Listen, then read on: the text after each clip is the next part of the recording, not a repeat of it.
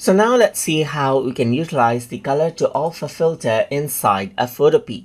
So in order to utilize the color to alpha feature, first of all, you need to go around onto the filters menu right here and then go around over here onto others. And over here you can see that color to alpha is an option.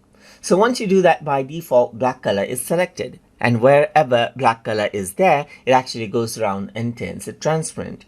But let's say I want to go around and select the blue sky right here just like this. So I can click on the color and click around over here on the sky, or click somewhere else right here just like this to take the sample, and that color becomes transparent, as you can see right here just like this. So you can change around the transparency threshold right here on how much transparent you want to make that blue sky right here, and change around the opacity threshold of that blue sky as well just like this.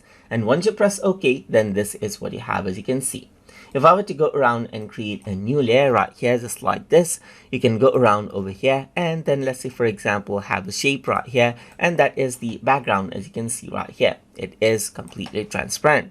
Let me just go around over here, and this is what you have, as you can see right here. Change around the opacity, and then this is what you have, as you can see. So that is how you can go ahead and utilize the color to alpha filter inside a Photopea. So hope you guys learned something as always. And as always, please like, comment, share, and subscribe.